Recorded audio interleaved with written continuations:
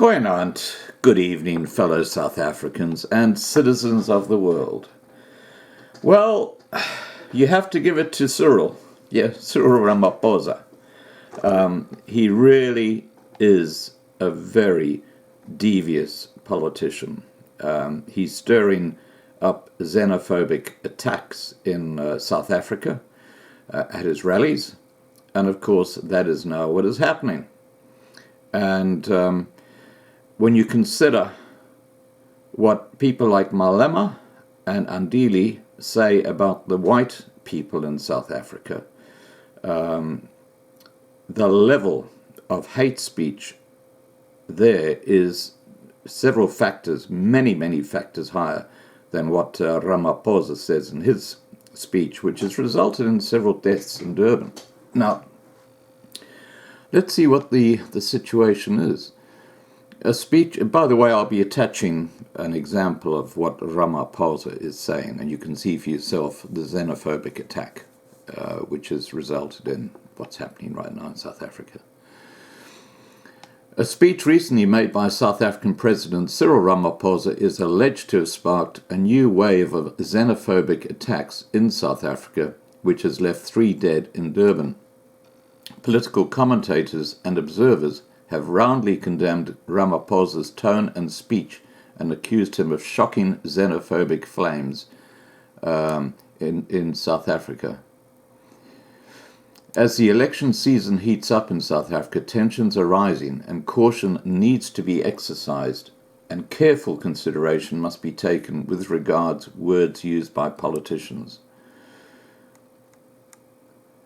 A myriad of other reasons have been highlighted as reasons contributing to continued xenophobic attacks in South Africa.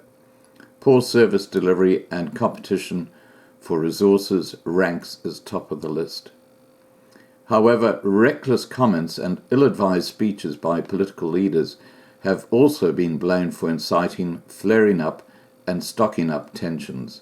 Meanwhile, Zimbabwe's main opposition party, the Movement for Democratic Change, or MDC, has issued a statement through its national spokesperson, Jacob Mafuma, condemning the recent xenophobic attacks in South Africa. The MDC expressed concern with xenophobic attacks on Zimbabweans in South Africa. The statement from the party read, "The MDC is concerned with the upsurge of xenophobic attacks on foreign nationals in South Africa, particularly Zimbabweans. We note immigration issues have become an electoral issue, both on the domestic and foreign policy. The MDC, however, appeals to the conscience of South Africans, particularly those in positions of authority, considering our country is still mourning deaths of citizens who perished in the recent cyclone. Our nation cannot bear the pain of losing more lives in xenophobic attacks. We specifically urge those on the campaign trail to be careful when dealing with the issues that can raise emotions and tensions. At least 3 people have been killed and property destroyed. This is why the MDC has consistently encouraged the South African government to take ownership of the Zimbabwean crisis, particularly facilitating dialogue to end the ongoing political and socio-economic crisis. Dialogue based on the 5-point plan outlined by President Chamisa will bring about sustainable reform and set Zimbabwe on a path to recovery. The status quo, on the other hand, will only perpetuate the plight of the masses, with the spillover effect into the SADC region, making that inevitable.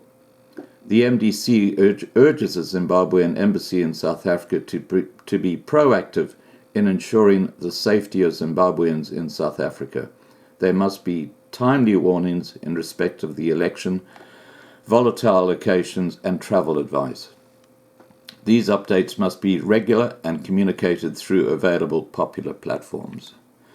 So that's what the MDC had to say. Now, here comes the video, and you can hear for yourself what Ramaphosa is saying. And this has now been blamed for the level of crime and violence happening in places like Durban.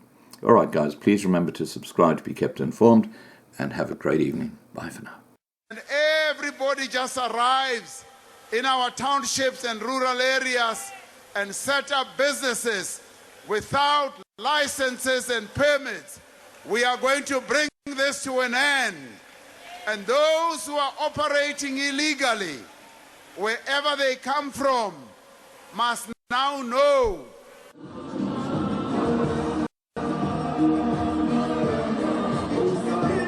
A warning shot fired by number 1. And in Mpumalanga, foot soldiers have embraced the command. The police, Firstman police, they come in the back. They say you must close the shop. I did close. After that, they came after 2-3 days, came up the backside, and then they took our stuff, everything. And then we was outside, me and my brother, and then they beat us. Then they put police station. The Emalahleni municipality insists it's rightly enforcing bylaws. Despite evidence seemingly proving otherwise, the municipality denies it arbitrarily confiscates stock belonging specifically to foreign nationals. That information is wrong. The stock that we've confiscated is the stock only that has expired. The High Court has now ordered the police and the municipality to stop the operation. The court also wants police watchdog IPID to investigate allegations of harassment, theft, and incitement of xenophobic violence made against police. They are making fish and chips in those garages. Yeah. Police say they will challenge the court order. Because we believe that we have been operating within the framework of the law. So we don't want to be intimidated. Look, we are mandated in terms of the constitution of this country to make sure that we fight crime and we make all the streets safe so that people must and feel safe. Some in the community aren't happy with the police raids.